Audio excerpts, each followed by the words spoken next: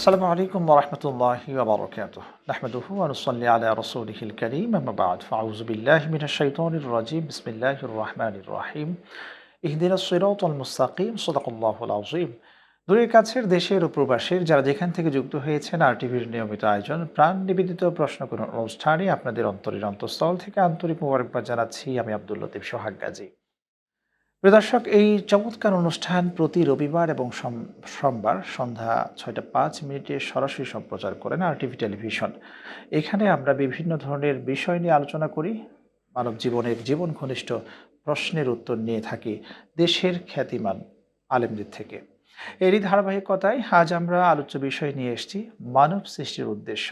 কেন আল্লাহ রাব্বুল আলামিন মানুষকে সৃষ্টি করেছেন, এই মানুষের কাজ কি, কিভাবে কাজ পরিচালনা করতে হয়, এই বিষয়ে আলোচনা করার জন্য আমরা স্টুডিওতে আমন্ত্রণ জানিয়েছি বাংলাদেশের প্রথিত যোশা একজন আলেমে দ্বীন, ইসলামিক চিন্তাবিদ, গবেষক, মিডিয়া ব্যক্তিত্ব শেখ জামাল উদ্দিন হাফিজাহুল্লাহ। আসসালামু আলাইকুম ওয়া রাহমাতুল্লাহ। ওয়ালাইকুম আসসালাম ওয়া রাহমাতুল্লাহ। কেমন আছেন আপনি? আলহামদুলিল্লাহ ভালো আছি। আপনি কেমন আছেন? আলহামদুলিল্লাহ। আল্লাহ সুবহানাহু ওয়া তাআলা আমাদের ভালো রেখেছেন। প্রিয় দর্শক, আজকের মেহমানের সাথে আমরা পরিচয় হলাম। আজকের আলোচ্য বিষয় ইতিমধ্যে আপনাদের সাথে আমরা শেয়ার করেছি। আবারও বলছি, আজকের আলোচ্য বিষয় আমরা রেখেছি মানব সৃষ্টির উদ্দেশ্য। খুব গুরুত্বপূর্ণ একটি বিষয়। এই বিষয়ের উপরে আমরা গুরুত্বপূর্ণ প্রশ্ন করে করে উত্তরগুলো জানবো ইনশাআল্লাহ। দর্শক শ্রোতা, একই সাথে টেলিভিশনের পাশাপাশি আরটিভি ফেসবুক পেজ এবং আরটিভি ইসলামিক ফেসবুক পেজ, দুটি পেজ থেকে সরাসরি সম্প্রচার করা হচ্ছে। যারা এখানে যুক্ত হচ্ছেন, আপনাদের কাছে আমাদের আহ্বান থাকবে এই সুন্দর আয়োজনগুলো ছড়িয়ে দেবেন ইনশাল্লাহ। পরবর্তীতেও আপনারা দেখতে পারেন আমাদের ইউটিউব চ্যানেল থেকে, আরটিভি ইসলামিক শো ইউটিউব চ্যানেলেও আমাদের এই আয়োজনগুলো শেয়ার করা হয়। সেখান থেকেও কিন্তু এই সুন্দর আয়োজন আপনারা দেখতে পারবেন ইনশাআল্লাহ। জি, আলহামদুলিল্লাহ। আপনাকে আন্তরিক মোবারকবাদ। রমাদানের পরবর্তীতে কখনোই আপনাকে আর নিয়ে আসিনি। আমরা আজকে পেলাম শাওয়াল মাসের একেবারে শেষ তারিখে আমরা রয়েছি। যদিও এর পরের শাওয়াল মাস শেষ করেছি আমরা। এখন জিলকদ মাসে রয়েছি মূলত। জি। জিলকদ মাসে নানা ধরনের ইবাদতের বিষয় তো রয়েছে, সে বিষয়ে আমরা আলোচনা করব। কিন্তু আজকের যে আলোচ্য বিষয় আমরা রেখেছি মানব সৃষ্টির উদ্দেশ্য। কেন আল্লাহ রাব্বুল আলামিন মানুষকে সৃষ্টি করেছেন, এ বিষয়ে একে একে প্রশ্ন করতে জানতে চাই। প্রথমত প্রথম যে প্রশ্নটি আপনি শুরু করবেন, কেন রব্বে কারিম মানুষকে সৃষ্টি করেছেন? এই মানুষকে সৃষ্টির পেছনের সুনির্দিষ্ট উদ্দেশ্য কি হতে পারে? আলহামদুলিল্লাহ ওয়াসসালাতু ওয়াসসালামু আলা রাসূলিল্লাহ ওয়া আলা আলিহি ওয়া আসহাবিহি আজমাইন। আপনাকে অনেক ধন্যবাদ। আরটিভি এবং দর্শক শ্রোতা যারা রয়েছেন সকলকে আন্তরিক প্রীতি ও শুভেচ্ছা। প্রত্যেকটা জিনিস বা প্রত্যেকটা বস্তু তৈরির পেছনে এক বা একাধিক উদ্দেশ্য থাকে। যেমন আমার পকেটে কলমটি আছে। হুম, এটা তৈরির পেছনে একটা উদ্দেশ্য হচ্ছে এটা দিয়ে লেখা হয়। আবার চোখের চশমা, এটা দিয়ে দেখানো হয়, দেখতে হুম, সহযোগিতা করা হয়। ঘড়ি, এটা দিয়ে টাইম দেখা হয়। এমনি করে যত বিষয়বস্তু আমরা দেখি, প্রত্যেকটা ম্যাটার, প্রত্যেকটা বস্তু তৈরির পেছনে এক বা একাধিক উদ্দেশ্য থাকে। থাকে। ঠিক তেমনি মানব সৃষ্টির পেছনেও মহৎ এবং বড় উদ্দেশ্য আছে।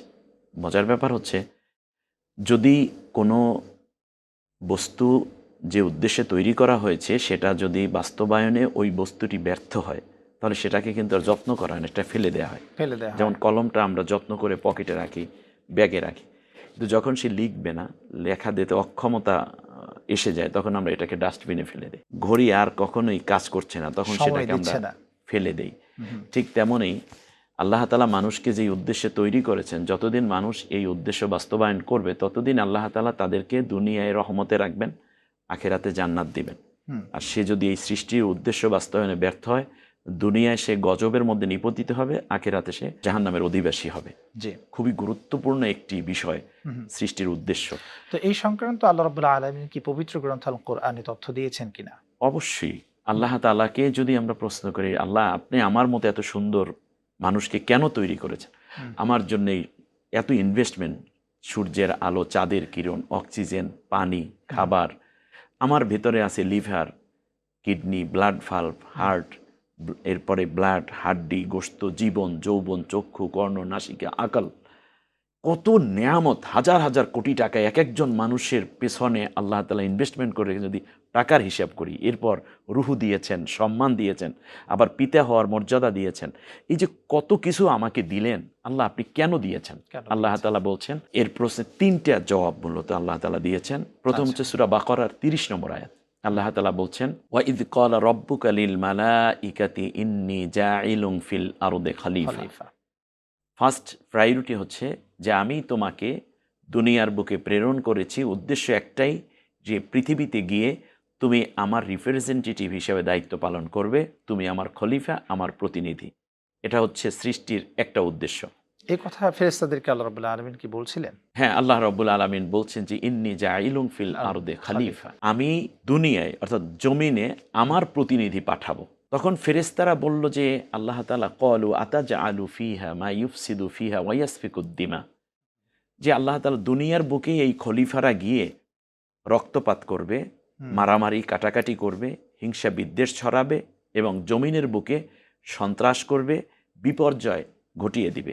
কি দরকার আছে তাদের প্রেরণ করা?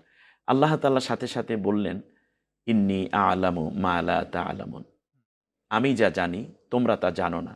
এর অর্থ হচ্ছে যে এই খেলাফতের দায়িত্ব পালন কেউ করবে, কেউ করবে না। যারা এই পৃথিবীতে আসার পরে খেলাফতের দায়িত্ব পালন করবে না, আমি তাদেরকে জাহান্নামে পাঠাবো। আর যারা আমার পক্ষ থেকে অর্পিত এই দায়িত্ব যথার্থভাবে পালন করবে, তারা জান্নাতি হবে। জান্নাতি হবে। ওখানে আয়াতের মধ্যে আরেকটি ইন্টারেস্টিং কথা কিন্তু বলেছিলেন, ওয়া নাহনু নুসাব্বিহু বিহামদিকা ওয়া নুকদ্দিসু লাক। ফেরেশতারা আল্লাহ তাআলার এই খলিফার ব্যাপারে প্রথমে একটা নেতিবাচক মন্তব্য করার পরই তারা আবার বলছে যে আল্লাহ তাআলা, আমরাই তো তোমার তাসবিহ করছি, আমরাই তোমার গুণকীর্তন করছি, প্রশংসা করছি, আমরা রুকু করছি, সাজদা করছি, নতুন করে আবার খলিফা কেন প্রেরণ করবে? তার কারণ ফেরেশতারা মনে করেছে খলিফা সম্ভবত 2টা কাজই করবে, নাউজুবিল্লাহ। যে কারণ তাদের অভিব্যক্তি এরকমই ছিল যে 1 নম্বর হচ্ছে মারামারি কাটাকাটি করবে এই মানব জাতি, দ্বিতীয় হচ্ছে অথবা তারা তাসবিহ তাহলিল করেই তাদের সময় পার করবে। আর তাসবিহ তাহলিল তো আমরাই করছি, ফেরেশতারা বলছে, আর মারামারি কাটাকাটির জন্য এই জাতিকে কেন আবার দুনিয়ায় তুমি পাঠাবে? তখন আল্লাহ বলেন, আমি যা জানি তোমরা তা জানো না। অর্থাৎ খলিফা প্রেরণের উদ্দেশ্য, মানব সৃষ্টির উদ্দেশ্য মারামারি কাটাকাটি রক্তপাত নয়, ঠিক তার পাশাপাশি খেলাফতের দায়িত্ব বাদ দিয়ে বসে বসে তাসবিহ তাহলিল করাও নয়। এজন্য ফেরেশতাদের 2টা অপিনিয়নের জবাবে আল্লাহ এক কথায় জবাব দিলেন যে ইন্নী আ'লামু মা লা তা'লামুন। অর্থাৎ তোমরা যা বলছো মানব সৃষ্টির উদ্দেশ্য এটা একটাও নয়। অতএব যারা দুনিয়ার বুকে মারামারি কাটাকাটি করছে, বিভিন্ন রাষ্ট্রে অরাজক সৃষ্টি করছে, কিংবা সম্পদের লোভে, ক্ষমতার লোভে, অর্থের লোভে, কিংবা নিজের ব্যক্তিত্ব এবং প্রায়োরিটির লোভে যারা একে অন্যকে হত্যা করছে, মারামারি করছে, কাটাকাটি করছে, রক্তপাত করছে, এই উদ্দেশ্যে আল্লাহ তাকে তৈরি করেন নাই। ঠিক তার পাশাপাশি বসে বসে তাসবিহ তাহলিলের মধ্যে সময় ব্যয় করবে, অথচ জমিন চলবে মানব রচিত তাগুতি মতবাদে, আল্লাহ রাব্বুল আলামিনের বিধান অনুযায়ী জমিন চলবে, এই আকাঙ্ক্ষা নিয়ে প্রতিনিধিত্ব করবেন না, ওই যে তাসবিহ তাহলিল নিয়ে বসে থাকবে, এই উদ্দেশ্যেও আল্লাহ মানুষ তৈরি করেন। আপনার থেকে জানতে চাই, তাহলে রাব্বুল আলামিনের সেই সুনির্দিষ্ট উদ্দেশ্য কি মানুষকে সৃষ্টি করার? এখানে প্রথমে তো আল্লাহ নিজেই বলে দিলেন যে আমি আমার খেলাফতের দায়িত্ব পালন করার জন্য মানুষকে তৈরি করেছি। সেই খেলাফতের দায়িত্বটা কি? সেই খেলাফতের দায়িত্ব হচ্ছে, যেমন আমরা যদি বলি প্রতিনিধি, খলিফা শব্দের অর্থ হলো প্রতিনিধি, ইংলিশে বলে রিপ্রেজেন্টেটিভ। আচ্ছা, যেমন আমি যদি কোথাও যেতে না পারি, আমি যাচ্ছি না, বা প্রধানমন্ত্রী কোনো দেশের তিনি যাচ্ছেন না কোনো এক প্রোগ্রামে, স্বাভাবিকভাবে তিনি কোনো এক ব্যক্তিকে দায়িত্ব দিয়ে দেন যাকে তিনি মনে করেন যে আমার যোগ্য। তখন তাকে বলেন যে এই প্রোগ্রামে তুমি আমার প্রতিনিধিত্ব করবে।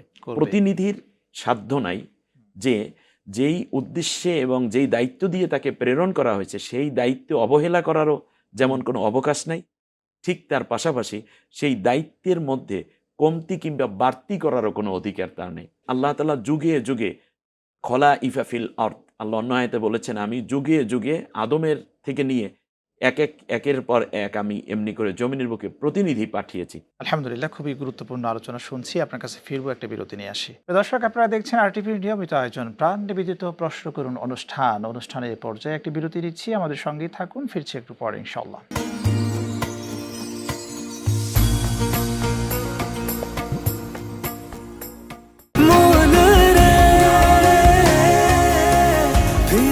ভাবে ভরপুর বেঁচে থাকাটাই জীবন, আর জীবনের স্বাদের অনিবার্য সঙ্গী প্রাণ।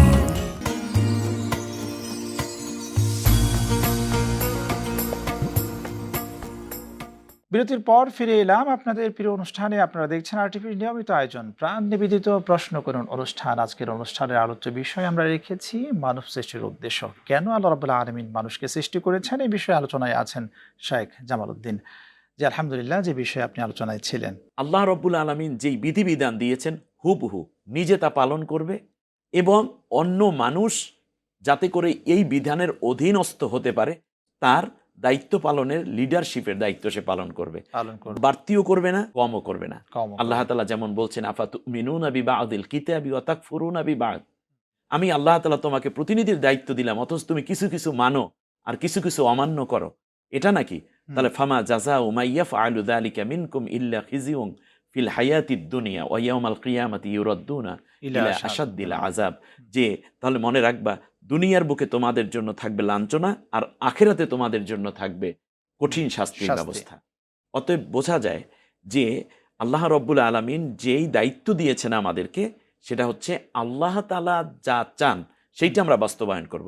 কারণ আমি তো আমার ইচ্ছায় সৃষ্টি হই নাই, আমি আসছি আল্লাহ তাআলার ইচ্ছায়। আমি ছেলে হব নাকি মেয়ে হব, আমি নারী হব না পুরুষ হব, আমি ধনী হব নাকি গরিব হব, আমি জ্ঞানী হব নাকি রাস্তায় প্রতিবন্ধীর মতো ঘুরব, এই কথাগুলো তো আমি ডিসাইড করিনি, এমনকি আমার মা বাবাও ডিসাইড করেননি। আল্লাহ তাআলার সিদ্ধান্তে যেহেতু আসছি, অতএব আল্লাহর ওই আকাঙ্ক্ষা বাস্তবায়ন করাই আমার জীবনের মূল টার্গেট। আপনার এই আলোচনা থেকে সেটা বুঝলাম। তাহলে আল্লাহ রাব্বুল আলামিন আরেকটি আয়াতে আমাদেরকে বলছেন, খালাকতুল জিন্না ওয়াল ইনসা ইল্লা সূরা নাজিয়াতের 56 নম্বর আয়াত। আল্লাহ তাআলা বলছেন, ওমা খলাকতুল জিন্না ওয়াল ইনসা ইল্লা লিয়াবুদুন। এখানেই মজার ব্যাপার, সেটা হচ্ছে এখানে দুইটা কোশ্চেন আসুক। সেটা হচ্ছে, এক নম্বর কোশ্চেন হচ্ছে, কেন সৃষ্টি করা হচ্ছে কোনো জিনিসকে?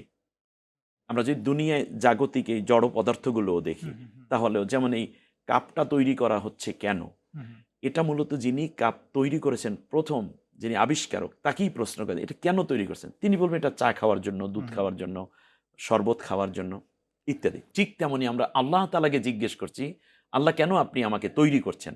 আল্লাহ জবাব দিচ্ছেন যে তোমাকে তৈরি করেছি আমার খেলাফা প্রতিষ্ঠা করার জন্য, আমার কোরআনের বিধান অনুযায়ী বা আমার বিধিবিধান অনুযায়ী জাতিকে চালানোর নেতৃত্ব দেওয়ার জন্য। এই নেতৃত্বের কোয়ালিটি দিয়ে আল্লাহ মানুষকে তৈরি করেছেন। এ গেল একটা কথা। দ্বিতীয় যেই বিষয়টা আছে সেটা হচ্ছে খুব গুরুত্বপূর্ণ, যে আয়াত আপনি উচ্চারণ করেছেন, সেটা হচ্ছে যে আমি মানুষকে তৈরি করেছি, অর্থাৎ জিন এবং ইনসান জাতিকে তৈরি করেছি আমার ইবাদতের জন্য, কেবলমাত্র আমারই ইবাদত করার জন্য।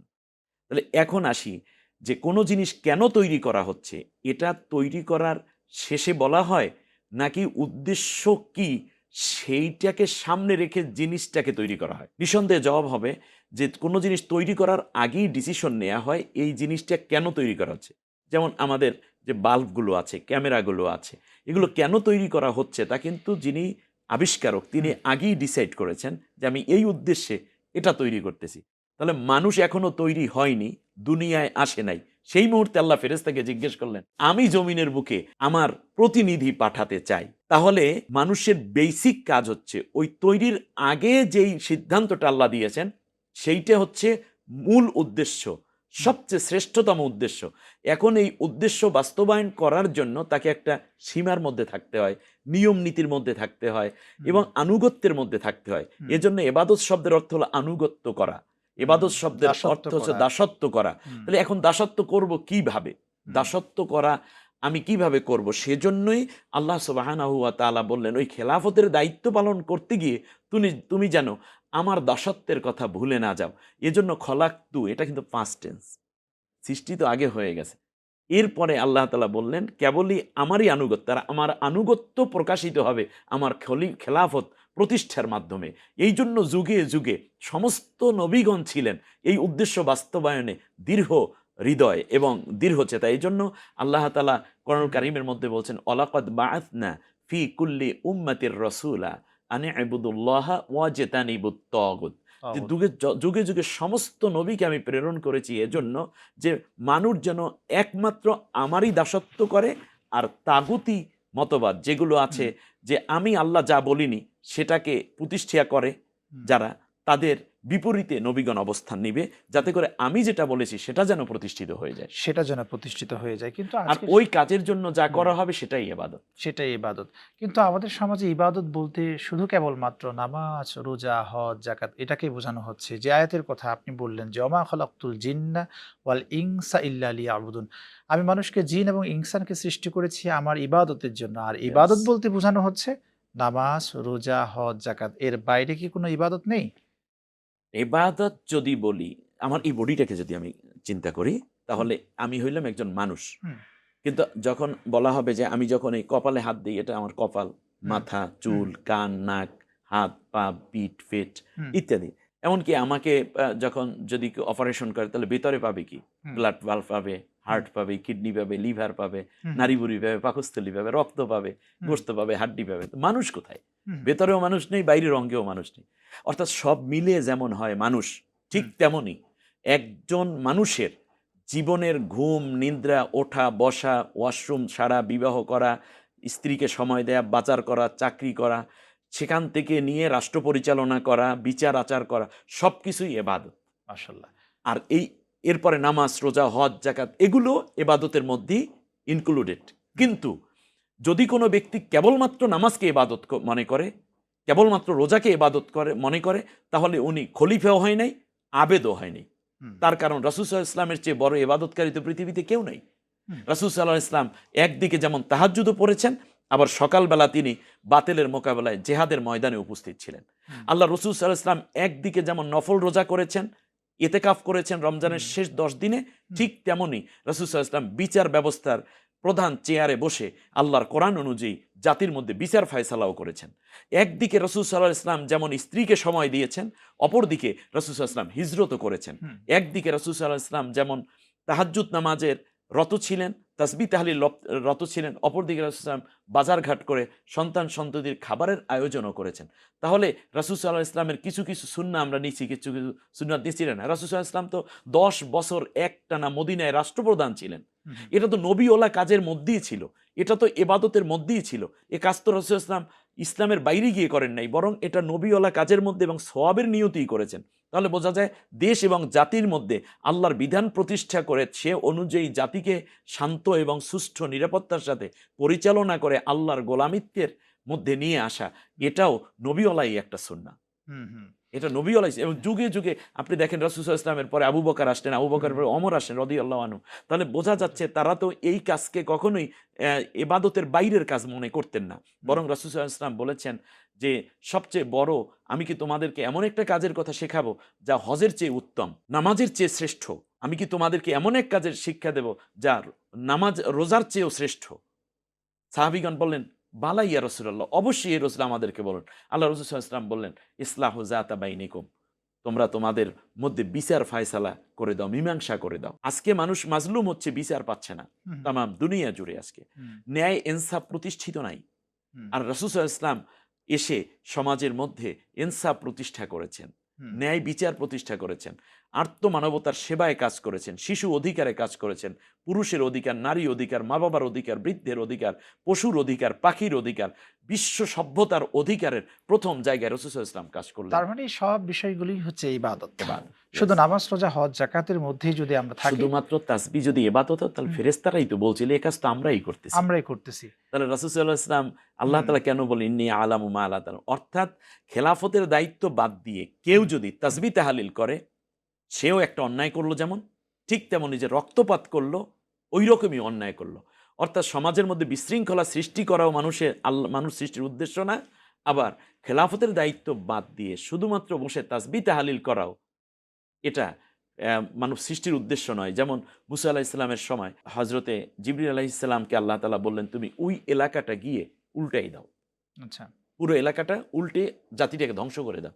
তখন জিবরিল আলাইহিস সালাম বলল, ইয়া রাসূলুল্লাহ, আই সাল্লাল্লাহু রব্বুল আলাইহি আলামিন, ওয়াসাল্লাম। এখানে তো এক ব্যক্তি আছে যে সারা সকাল সন্ধ্যা তাসবিহ তাহলিল, নামাজ, রোজা, তিলাওয়াত, জিকির, আজকারে পুরা লিপ্ত। আল্লাহ তাআলা বলেন, ওরে সহ উল্টাই দাও। তার কারণ সে আমার তাসবিহ তাহলিল করেছে, কিন্তু সমাজের মধ্যে আমার প্রতিনিধিত্বের দায়িত্ব নেয়নি। জি, আলহামদুলিল্লাহ। আমরা খুবই গুরুত্বপূর্ণ আলোচনা শুনছি। আপনার কাছে আবারও ফিরে আসবো। আরো একটি বিরতি নিয়ে আসি। প্রিয় দর্শক, আপনারা দেখছেন আরটিভির নিয়মিত আয়োজন প্রাণ নিবেদিত প্রশ্ন করুন অনুষ্ঠান। সময় হয়ে গেল আরো একটি বিরতি নেবার। আমাদের সঙ্গেই থাকুন। ফিরছি একটু পরে ইনশাআল্লাহ।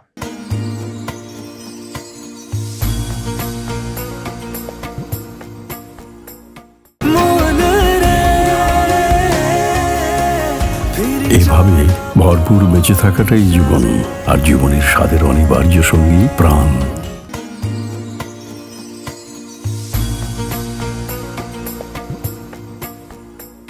বিরতির পর ফিরে এলাম আপনাদের প্রিয় অনুষ্ঠানে। আপনারা দেখছেন আরটিভির নিয়মিত আয়োজন প্রাণ নিবেদিত প্রশ্ন করুন অনুষ্ঠান। আজকের অনুষ্ঠানের আলোচ্য বিষয়ে আমরা রেখেছি মানব সৃষ্টির উদ্দেশ্য। কেন মানুষকে আল্লাহ রাব্বুল আলামিন সৃষ্টি করেছেন? খুবই গুরুত্বপূর্ণ আলোচনা হচ্ছে।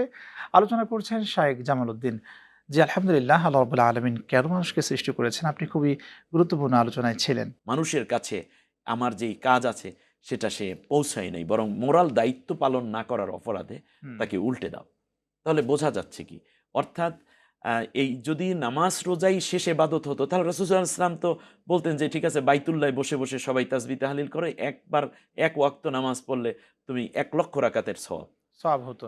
এবং আপনি যে কথাটা বললেন বাস্তবতা, যে নামাজ থেকে শিক্ষা যদি সে নিত তাহলে ওই যে এলাকায় যে সমস্যাটা হচ্ছে হ্যাঁ, সেই সমাধান দিত। কিন্তু সেটা তো সে সমাধান নামাজের দেয়নি। মধ্যে কি আছে? নামাজের মধ্যে হুম, হচ্ছে আহকাম আরকান 13 ফরজ না? হুম, আহকামগুলো হচ্ছে নামাজের বাইরে ফরজ, হুম, আর আরকানগুলো হচ্ছে নামাজের ভেতরের ফরজ, মোট হুম, 13 ফরজ। হুম, ঠিক তেমনি সমাজের মধ্যেও আহকাম আছে, আরকান আছে। হুম, যেমন আমরা বলেছি ওয়াকাবিলতু জামিয়া আহকামিহি ওয়া আরকানিহি, আমি আল্লাহর সমস্ত হুকুমগুলোকেও মেনে নিলাম এবং অভ্যন্তরীণ যা আছে সেটাও আমি মেনে। অভ্যন্তরীণ বলতে কি, যেমন আমি হুম, নামাজ পড়ি, আমি রোজা রাখি, আমি তাসবিহ পড়ি, আমি হজ করি, আমি জাকাত দেই, এটা হলো আরকানুল ইবাদা। আর আহকামুল ইবাদা হচ্ছে অর্থনীতি, সমাজনীতি, শিক্ষানীতি, রাজনীতি, আন্তর্জাতিক নীতি, পররাষ্ট্রনীতি, স্বরাষ্ট্রনীতি, যুদ্ধনীতি, সন্ধিনীতি, এগুলো যা আছে এগুলো হচ্ছে নামাজের বাইরের, অর্থাৎ আহকামুল ইবাদা যেগুলো। হুম, তা আহকামুল ইবাদতগুলো যদি আল্লাহর অনুযায়ী, আল্লাহর বিধান অনুযায়ী যেন চলে, সেই দায়িত্ব পালনের জন্যই আল্লাহ মানুষকে খলিফা বানিয়ে পাঠিয়েছেন। আমার ডেজিগনেশন, আমার উপাধি, আল্লাহ আমাকে মানুষ বলে ডেকেছেন। আমি জাতে মানুষ। হুম, ইয়া আইয়ুহান নাস ইন্না খলাকনাকুম মিন যাকারিন ওয়া উনসা, হে মানব জাতি, আমি তোমাদেরকে নারী এবং পুরুষ দুই জাতে তৈরি করেছি। হুম, কিন্তু আমার ডেজিগনেশন, আমার যে মর্যাদা, সেটা হচ্ছে আমি আল্লাহর প্রতিনিধি। বুকটা ভরে যায় হুম, মোহতারাম, বুকটা ভরে যায়, আমি আল্লাহর প্রতিনিধি। কিন্তু দুঃখজনকভাবে আল্লাহর প্রতিনিধিরা আছে কালমার্সের প্রতিনিধিত্ব করছে, কেউ লেলিনের প্রতিনিধিত্ব করছে, কেউ মাওসেতুংয়ের প্রতিনিধিত্ব করছে, সমাজতন্ত্র, পুঁজিবাদ, নাস্তিক্যবাদের প্রতিনিধিত্ব করছে। অথচ তাকে আল্লাহ তৈরি করেছেন আল্লাহর প্রতিনিধিত্ব করার জন্য। যেমন আল্লাহ তাআলা যখন বললেন অমা খলাকতুল জিন্না ওয়াল ইনসা ইল্লা লিয়াবুদুন, একমাত্র আমারই দাসত্ব করার জন্য জিন ইনসানকে তৈরি করেছি। ঠিক মানুষও নামাজের মধ্যে ওই স্বীকৃতি দিচ্ছে, ইয়াকা না'বুদু ওয়া ইয়াকা নাস্তাইন, আল্লাহ একমাত্র তোমারই ইবাদত করি আর তোমার কাছেই সাহায্য চাই। আল্লাহ তাআলা বলেন তার জীবনের সব পরতে পরতে, যে কথা আপনি বলছিলেন, যে তাহলে আমারই যদি দাসত্ব করো তাহলে আর কথা নাই। ফাদখুলি ফি ইবাদি অদখুলি জান্নাতি, আমার দাসত্বের ভিতরে পূর্ণ প্রবেশ করো আর আমার জান্নাতের মধ্যে চলে আসো। অন্য এক আয়াতে যেমন সূরা মুলকের মধ্যে সৃষ্টির আরেকটা উদ্দেশ্য বলেছেন। তিনি ওইখানে আরেকটি কথা বলেছেন, আপনার কাছেই আসতে চাচ্ছিলাম যে এইখানে যেমন বললেন ওমা খলাকতুল জিন্না ওয়াল ইনসা ইল্লা লিয়াবুদুন, ওই আয়াতের মধ্যে বলছেন কুনতুম খায়রা উম্মাতিন উখরিজাত লিন-নাস তা'মুরুনা বিল মা'রুফি ওয়া তানহাউনা আনিল মুনকার। এখানে তিনি বলছেন যে আমি সকল সৃষ্টির শ্রেষ্ঠ সৃষ্টি হিসেবে মানুষকে সৃষ্টি করেছি, যার কাজ হলো ন্যায় কাজ বাস্তবায়ন করবে এবং অন্যায় কাজ প্রতিরোধ মানুষকে করবে, ফিরিয়ে রাখবে। ফিরিয়ে আনবে। এখানে এটা কি বোঝাতে চাচ্ছে তাহলে? এখানে একটা উম্মাহ তৈরির কথা আল্লাহ তাআলা বলেছেন, হুম, যে মানব সভ্যতার মধ্যে সবাই এসে হুম, নেতৃত্বের এই জায়গাটা কাজ করবে না, কিন্তু আল্লাহ তাআলার বিধান প্রতিষ্ঠার জন্য, খেলাফত প্রতিষ্ঠার জন্য, আল্লাহ তাআলার বিধান অনুযায়ী জমিন চলুক, হুম, এই জন্য কতিপয় মানুষ তাদেরকে সাপোর্ট দিতে থাকবে। হুম, আর একটা শ্রেণী এটা নেতৃত্ব দিবে। কারণ যেমন প্রধানমন্ত্রী একটা দেশ তো একজনই হয়, প্রেসিডেন্ট তো একজনই হয়, কিন্তু কি করতে হবে, যখন আল্লাহ তাআলার বিধান অনুযায়ী এটা চালানো শুরু করবে তখন হুম, অন্যরা সবাই তাকে সাপোর্ট দিবে। তাহলে নেতৃত্ব দেওয়ার জন্য তো একটা গ্রুপ থাকতে হবে। হুম, ওই গ্রুপটাকে আল্লাহ তাআলা ইন্ডিকেট করে বলছেন তাদের কাজ হবে ভালো কাজের আদেশ করা, খারাপ কাজের নিষেধ করা, এবং আমি আল্লাহর প্রতি দৃঢ় বিশ্বাস রেখে আমার বিধান অনুযায়ী, রাসূলের সুন্নাহ অনুযায়ী দেশ এবং জাতিকে পরিচালিত করা। এরপরে আল্লাহ তাআলা বলছেন, আমি তোমাদের মৃত এবং জীবনকে এজন্য তৈরি করেছি, আমি দেখে নিতে চাই যে তোমাদের মধ্যে কে সবচেয়ে বেশি উত্তম কাজ করো, উত্তম কাজে তোমরা কত বেশি মনোযোগী হতে পারো। অতএব আমাদের উচিত যে একদিকে বিধিবিধানগুলো হবে আল্লাহ তাআলার, পদ্ধতিটা হবে রাসূল সাল্লাল্লাহু আলাইহি ওয়াসাল্লামের দেখানো পদ্ধতিটাকে আমরা সুন্দর রূপে, সুচারু রূপে, পরিশীলিতভাবে এবং সবচেয়ে আকর্ষণীয় করে এই কাজগুলোকে আমরা সম্পন্ন করব। এই কাজগুলো সবাই পারবে না, বরং এক একজন এক একভাবে করবে, কিন্তু যেটাই করুক, যে কাজটি, যেমন আইনমন্ত্রী মহোদয় তিনি যখন আইনের কাজগুলো করবেন তখন দুইটা বিষয়ের মাথায় নেবেন। এক নম্বর হচ্ছে আইনটা হতে হবে আল্লাহ তাআলা প্রদত্ত, দ্বিতীয় হচ্ছে রাসূল সাল্লাল্লাহু আলাইহি ওয়াসাল্লাম এই আইনটাকে কিভাবে ইমপ্লিমেন্ট করেছেন, কিভাবে এটাকে এস্টাবলিশড করেছেন। বাস, তাহলে পেয়ে গেলাম একদিকে আল্লাহর বিধান, অ্যাটলিস্ট খেলাফতের দায়িত্ব পালনের জায়গায় আমি রয়ে গেলাম। দ্বিতীয় হচ্ছে রাসূল সাল্লাল্লাহু আলাইহি ওয়াসাল্লামের আদর্শ এবং চিন্তা এবং বিধান অনুযায়ী এটা সম্পন্ন করার একটা সুন্নাহটাও হয়ে গেল, আমি রাসূল সাল্লাল্লাহু আলাইহি ওয়াসাল্লামের উম্মত হিসাবে স্পষ্ট প্রমাণিত হয়ে গেল। তৃতীয় হচ্ছে এই কাজের মধ্যে এমন কিছু বিষয় ঢুকাবো না, এমনভাবে করব না যাতে করে পরবর্তীতে এটার খেসারত দিতে হয়, বরং এটাকে আরও কত মডিফাই করা যায়, আরও কত সুন্দর করা যায়, আরও কত ভালো করা যায়, যেন মানুষ এখানে বারবারই এটাকে আপডেট করতে পারে, সেই রাস্তা তৈরি করে যাওয়া। হ্যাঁ, অবশ্যই, কারণ এটা তো দিন দিন এটা তো হবেই, কিন্তু মূল বিষয়কে ঠিক রেখে। হুম। তাহলে প্রত্যেকটা কাজ লিয়াবলুয়াকুম আইয়ুকুম আকসারু আমালা বলেন নাই, আল্লাহ বলছেন আহসানু আমালা। আকসার মানে হচ্ছে অনেক কাজ করা, আর আহসানু আমালা মানে কাজ কম হোক কিন্তু সুন্দরভাবে হোক। একটা ছোট্ট রেসিপি রান্না হচ্ছে, আমি বলবো মা বোনদেরকে, যেটাই করেন আপনি এটা সুন্দর করে রান্না। আপনি জামা পরেছেন, একটু সুন্দর করে জামাটা পরেন। কথা বলছেন, অনেক কথা বলার দরকার নেই, কম কথা বলেন, কিন্তু কথাটা সুন্দর করে বলেন। মাশাআল্লাহ। আজকে আমরা আলোচনার বিষয় রেখেছিলাম মানুষ সৃষ্টির উদ্দেশ্য। তার মানে আপনার আলোচনা থেকে আমরা বুঝতে পারলাম যে মানুষের কল্যাণের স্বার্থে তার দায়িত্ব পালন করবে। ঠিক অবশ্যই। কিনা? মানুষের কল্যাণের স্বার্থে যদি মানুষের জন্য, একটা প্রবাদ রয়েছে যে মানুষের জন্য। আসলে কি আজকে আমাদের মধ্যে সেই মানুষত্ব রয়েছে? আমরা কি মানুষের জন্য হতে পেরেছি? আল্লাহ তাআলার চেয়ে ভালো দয়ালু পৃথিবীতে কেউ হতে পারে না, এবং কোনটা দয়া এবং কোনটা দয়া নয় এটাও আল্লাহ তাআলাই আইডেন্টিফাই করবেন। তো এজন্য আমরা মানুষের জন্য হবে বলি জাহিলিয়াতের সমাজকে চেঞ্জ করে রাসূল সাল্লাল্লাহু আলাইহি ওয়াসাল্লাম একটি শান্তির সমাজ উপহার দিয়েছিলেন, যেটাকে বলা হয় ইসলামী সমাজ। ইসলামী সমাজ মানেই নিরাপত্তার সমাজ, ইসলামী সমাজ মানেই শান্তির সমাজ, ইসলামী সমাজ মানেই মানবতার মুক্তির সমাজ। আপনি দেখুন, আমরা একটা ছোট্ট ফ্রিজও যদি কিনি, বা একটা মোবাইল, একটা আপনার হাতে ট্যাব আছে, মোবাইল আছে, তো এটা যখন আমরা কিনেছি সাথে সাথে একটা ক্যাটালগ পেয়েছিলাম। ওই ক্যাটালগটা লিখে দিয়েছেন তিনি, ওই জিনিসটা তৈরি করেছেন যিনি। যেমন সৃষ্টিকর্তা। আপনি স্যামসাং কোম্পানির মোবাইল কিনেছেন, ওই আবিষ্কারকই একটা ব্যবহার বিধি দিয়ে দিয়েছেন, ম্যানুয়াল ঠিক একটা দিয়ে থাকে। ম্যানুয়াল দিয়েছেন। ঠিক তেমনি আমাদেরকেও আল্লাহ তাআলা তৈরি করে একটা ক্যাটালগ দিয়েছেন, সেটার নাম হচ্ছে আর কোরআন। এবং এটার ব্যবহার বিধি দেখানোর জন্য আল্লাহ সরাসরি প্র্যাকটিক্যাল দেখানোর জন্য একজন রসুল প্রেরণ করেছেন। আল্লাহু আকবার! আল্লাহ যে কত ইহসান করলেন আমাদের প্রতি। এখন আপনি কিনেছেন স্যামসাং কোম্পানির মোবাইল, আপনি যদি এটাকে ব্যবহার করতে চান, আরেকটা ব্র্যান্ড কি হতে পারে? নকিয়া হতে পারে। নোকিয়া হতে পারে। নোকিয়া, অথবা আরেকটা বলেন আইফোন।